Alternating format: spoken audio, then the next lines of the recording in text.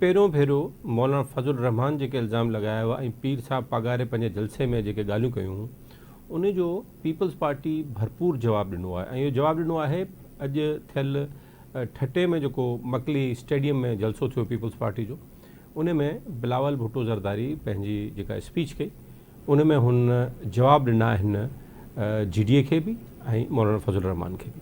उन्हनि चवणो त ही हुकूमत जेका सिंध में आहे बाक़ी मुल्क जी ख़बर न आहे पर सिंध में जेका हुकूमत ठही आहे उहा फार्म 45 वारी हुकूमत आहे। सभु मौजूदु आहिनि जेकर उहो सबूत के उन्हनि आहिनि त साम्हूं आणनि ऐं उन्हनि इहो चैलेंज बि ॾिनो त लाड़काणे वारी सीट जेका हिकिड़ी छॾींदा जेके 2 सीटूं बिलावल भुट्टो कटियूं आहिनि उन मां हिकिड़ी सीट असां छॾियूं पिया उन ते जेकॾहिं कंहिंखे शौक़ु आहे त उहो अची हुते इलेक्शन विढ़े ऐं असां खे साबित करे ॾेखारे। इन खां अलावा पहिरीं बि शर्जील मेमण पंहिंजी प्रेस कॉन्फ्रेंस में साॻियो ई चैलेंज ॾिनो त जेकॾहिं हू पंहिंजी सीट छॾण लाइ तयारु आहिनि त जेकॾहिं कंहिंखे इलेक्शन विढ़णी आहे त हुतां अची वञनि।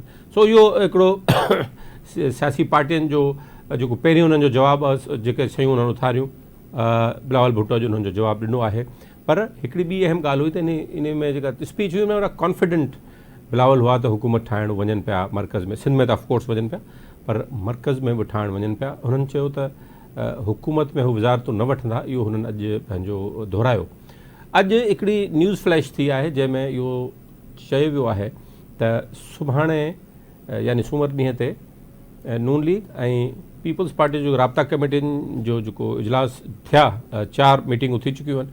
सुभाणे उहो फाइनल जेका मीटिंग थींदी उन में जेको पावर शेयरिंग फॉर्मूला आहे उनखे फाइनल कयो वेंदो ऐं ऐलान कयो वेंदो। हाणे सुभाणे जेको ऐलान थींदो उन में ॿई हुकूमत 2 पार्टियूं MQM समेत कहिड़ो ऐलान कनि था, हुकूमत साज़ी जो फॉर्मेट छा हूंदो, कीअं अॻिते हलंदा, पीपल्स पार्टी मर्कज़ में वफ़ाई काबीना वेहंदी न वेहंदी इहो सभु सुभाणे फाइनल थियणो। जेतोणीकि त ख़बरूं कुझु मुख़्तलिफ़ आहिनि।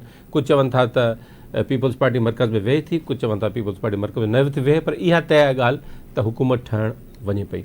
ऐं इन हवाले सां कुझु ॾींहंनि खां जो कल्ह कमिश्नर रावलपिंडी लियाकत चट्ठा जेको आहे उन कुझु इल्ज़ाम लॻायो। उन खां पोइ GDA जो जलसो थियो हैदराबाद में पीर साहब पगारे जेके एमरजेंसी जी डिमांड कई मार्शल जी जेका हिकिड़े लिहाज़ ख़्वाहिश जो इज़हार कयो या उन्हनि ख़दशे जो इज़हार कयो चऊं त उन्हनि इहे शयूं पहिरीं बि असांखे नज़र में न पिया आयूं। मुंहिंजा जेके असांजा ज़रिया आहिनि कुझु असांजा माण्हुनि सां ॻाल्हि ॿोल थी आहे हुकूमत में पीपल्स पार्टी में नून लीग में ऐं ख़ुदि PMLF में ऐं ॿियनि पार्टियुनि सां कुझु सहाफ़ती हल्का आहिनि उन्हनि सां ॻाल्हि ॿोल थी आहे। उहे ॿुधाइनि था अहिड़ी क़िस्म जी का बि सिचुएशन न आहे ऐं पीपल्स पार्टी ऐं नून लीग और इत्मिनान में आहिनि। हुकूमत साज़ी उहे पंहिंजे करे छॾिया आहिनि। मुंहिंजो सुवाल हो त देरि छाजे लाइ थी इहो सभु कुझु करण में हू पंहिंजा मामला। हिकिड़ो उन्हनि जो ख़्यालु हो कुझु असांजे ज़रियनि जो त हूअं ई पावर शेयरिंग फार्मूले टाइम लॻे पियो उन में ॻाल्हि ॿोल थिए पई। ॿियो मामिलो इहो त इलेक्शन कमीशन नोटिफिकेशन जारी न कया हुआ उम्मीदवारनि जा ऐं हाणे लॻभॻि समूरा नोटिफिकेशन तक़रीबन जारी थी विया आहिनि। कुझु रहनि था उहे बि 2 में जारी थी वेंदा त ओसी ताईं तेसिताईं नंबर साम्हूं न फाइनल नंबर जेको आहे साम्हूं न पियो आयो। जेको PTI आहे उहो चवंदा असां वटि 180 सीटूं आहिनि जंहिंजी अञा ताईं का बि साबिती न आहे। प्रेस कॉन्फ्रेंस में दावो ज़रूरु आहिनि पर अञा ताईं उहो 180 जो नंबर या खणी जेको 91 जो नंबर आहे उहो किथे 91 जेके MNA आहिनि उहे खणी किथे गॾु बीह रहनि, किथे गॾु वेही रहनि, किथे मीटिंग करे ॾेखारनि हीअ असांजा मेंबर आहिनि। इहो बि मुमकिन न आहे थी सघियो ऐं इहो बि ॾेखारियो न आहे वियो। हाणे इन सॼी सूरत हाल में न अॻे को मामिलो हो न हाणे को मामिलो एमरजेंसी जो आहे। हुकूमत साज़ी थिए पई। लियाकत चट्ठा हिकिड़ो किरदारु साम्हूं अची वियो जंहिं थोरो इहो प्रोसेस रोकण जी कोशिशि कई त जीअं हुकूमत साज़ी न थी सघे इन सॼे मामले खे सबूताज कयो वञे। ज़ाहिर आहिनि जा बेनिफिशरी हिकिड़ी हुई उहा PTI हुननि खे इहो बेनिफिट थियणो हो त इहो सभु कुझु प्रोसेस रुकिजी वञे जीअं हुनखे टाइम मिले ऐं उहो हुकूमत साज़ी ठाहिण लाइ कुझु करे वठनि ऐं जेको ट्रिब्यूनल मां फ़ैसिला को उन्हनि जे हक़ में अची वञनि ऐं पोइ 180 सीटूं हिकिड़ी माना ओवर एम्बिशियस क़िस्म जो हुननि जो प्लान हो। ऐं ख़ुदि जेको PTI में रिफ्ट आहे 2 धुरनि में वकील बिरादरी में सियासी माण्हुनि में जेके PTI जा सियासी माण्हू आहिनि उन्हनि में जेका रिफ्ट आहे उन्हनि बि मामले खे ख़राबु कयो ऐं पोइ वरी अहिड़ा किरदार साम्हूं अची विया। हाणे किरदार साम्हूं अची विया हिननि जो त ड्रॉप सीन कुझु हफ़्ते में ई थी वेंदो।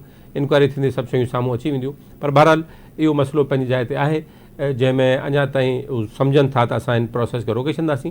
पर मुंहिंजी जा ॻाल्हि थी नून लीग ऐं पीपल्स पार्टी जे अॻवाननि सां उहे चवंदा कुझु बि न आहे बिल्कुलु आराम आहे असां पंहिंजे प्रोसेस में हलूं पिया। शयूं अचनि पियूं हिकिड़ो टाइम आहे पंहिंजो नोटिफिकेशन खां पोइ मेंबर अची वेंदा असां पंहिंजो नंबर पूरो करे वठंदासीं। असां वटि अॻे बि आहे असांजो बसि पावर शेयरिंग ते मोडेलिटीज़ तय थियनि पियूं ज़ाहिर उहे थियणियूं आहिनि उन ते ॻाल्हि ॿोल हले पई, उहो फाइनल थी वई आहे तक़रीबन। उहो सुभाणे असां ऐलान करे छॾींदासीं, तंहिंजे करे हुकूमत ठाहिणो वञिबो आहे। ॿी हिकिड़ी ॻाल्हि जेको बार बार ख़दशे जो इज़हार कयो पियो, छाकाणि हीअ कन्फ्यूजन पॉलिटिक्स में फैलाई वेंदी आहे त हीअ महीना 6 महीना पीर साहब पघार चयो 6 महीना बि कोन हलंदी हुकूमत, साल बि कोन हलंदी। अहिड़ी क़िस्म जी का बि सिचुएशन मूंखे पहिरें ॾींहं खां नज़र न आई, छाकाणि मूं कुझु दोस्तनि सां ॻाल्हाए पियो, मूं हुननि खे चयो त घटि में घटि 3 साल हिन हुकूमत ते को प्रॉब्लम कोन्हे।